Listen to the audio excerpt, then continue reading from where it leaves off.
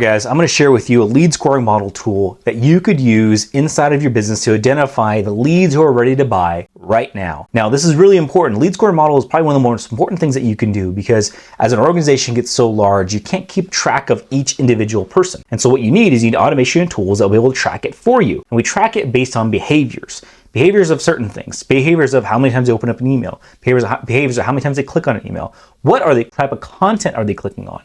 Right? And so, for example, I have a client that has a family offer and a non-family offer. If they click on the family offer, right, do we tag them as someone who's interested in family offers? So in the future, when there's another family offer that happens, we get to reach out to them.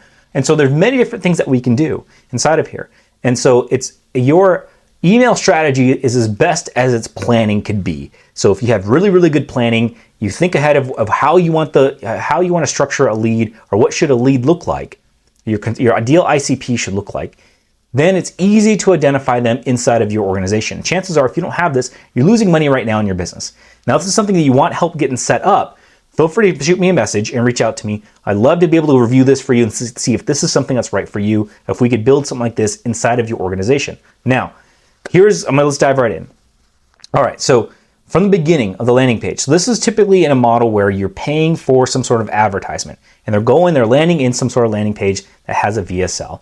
And so the very first scoring model is one, do they provide contact information? So in this case, they're going to a landing page, they're putting their information in to look at the VSL. In some cases, they have the VSL without having to put information in. So it depends on kind of where you're at and how your funnel is currently built. Right now, this funnel is currently built to put a landing page to be able to watch the video, enter the information in to watch the video. Now, versus do they put their information in? Perfect. They put their information in, and they get assigned some points, for example. And so there's preliminary questions that we could ask. For example, are you currently looking for XY service solutions? Yes or no. And so you could enter that in the form if you really want to, name or email address, and then just a quick, hey, are you interested? Yes or no. And then they click yes or no. And they go into the scoring model of the VSL. How long have they watched the VSL? They watched 25%, 25 to 50%, 50 to 75%, 75% or more. Chances are if they watch the majority of the video, watch all the video, they're pretty interested. So we want to assign higher scores to the individual based on that. Now, from right here, if this is really interesting, if they've watched 75% or more of the video, we want to push them all the way to the application page or have someone reach out to them. It shows that they have some sort of interest, right? So we push them all the way over here, application page, schedule page, right? Now, if they don't, then we send them an email, some sort of post engagement email. We still send them an email, right? But we want to rush. The point is we want to rush that. We want to identify who is the most hungry individuals, and we push that forward. That's really the ultimate goal, right? And then the mechanism of how we do it, this is some of the mechanisms of how we do it, right? And so from here, then we ask them some questions, right, inside the form. Now, this is every question is going to be different. This could be for a credit offer, it could be something else. You're asking some sort of FICO score or asking how much monthly income they have. Not every question is going to be the same. Every question is going to be different. And again, the questions that you ask are going to be based on your ICP, your profile. And so, if you have a profile, ICP, who is an investor, maybe you want to ask some questions related to investments. Right, and maybe you want to ask questions based off of how much time they have, if they're ready to go, if they have any sort of money or investment ready to go. Time and money is usually the two things that prevent a lead from buying. And so what you want to do is you want to make sure that you understand that completely. So that's probably the most important. And then from there, once they've done this, they go to a confirmation page. And from there you could set up a pre-call questionnaire, right, or watch a pre-call video. They watch a pre-call video. They watch the questionnaire. What do they do, right? And so, what are some things that happen in between that could put this as a top lead? And then from there, what do you do with that information, right? So, hot leads. Sometimes they call it hot leads. Hot leads can go into a bucket where they get sent to your top salesperson.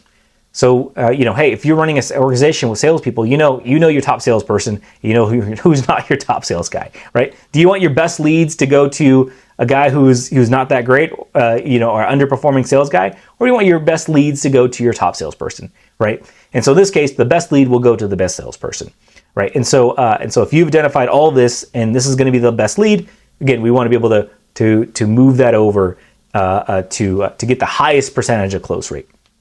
Now from there, then you're asking some questions, a pre-call conversation. So in between, sometimes the salesperson's having some conversation with the client in between via text messaging, building rapport, getting some questions.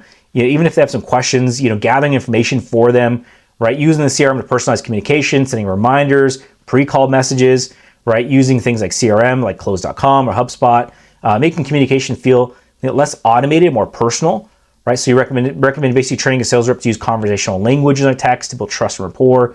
Assigning pre-call homework, that helps a lot too in some cases, right? Providing resources, questions, tasks to complete before the call, and so increases their commitment, helps them prepare for conversations. Create engaging and valuable pre-call, for example, content on there. Other recommendations, of course, is track and monitor your no-show rates weekly, identify trends and areas of improvement. So, cancellations, so no-shows, it could be cancellations, reschedules, and no-shows. Those are the three things that we track. They cancel, they reschedule, they no-show. A/B split test different things to optimize your funnel, increase show-up rates, and ensure your marketing messages targeting and attracting the right audience to minimize no-shows. So that's the biggest one. The biggest issue a lot of times is, they could either book calls, but we can't get them on the call. Or we haven't issued them booking calls, but once they book call, they show up to the call, right? And so a lot of the times it's figure out, like, how do we get them both? How do we book the call? And how do we identify the best leads? How do we get them showing up? And so having a lead scoring model, a solid lead scoring model, something like this, similar to this, and again, this doesn't have to be the exact one, but just some sort of lead scoring model will help. And so if this is something you're looking to optimize and leverage inside of your business, this is something that I help clients with every single day.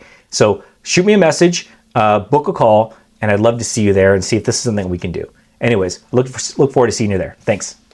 Hey guys, thank you again for listening. And before you go, I have something I want to share. If you're looking to transform your email management into a powerful lead generation tool, Cultivate Inbox, my company, has got you covered. We've helped industry leaders like Pace Morby, Jamil Damji, and Tai Lopez amplify their outreach and grow their business. Now, if you're ready to turn over your inbox into a lead generation machine, please feel free to message me or look below and schedule a meeting. We'd love to hear from you. Or check out my website. Thank you again for watching, and look forward to seeing you in the next video. Hey, before you go, let me share something really exciting for you. If you're looking to transform your email management into a powerful lead generation tool, my company, Cultivate Inbox, has got you covered. We've helped industry leaders like Pace Morby, Jamil Damji, and Tai Lopez amplify their outreach and grow their businesses. If you're ready to turn over your inbox into a lead generation machine, please don't hesitate.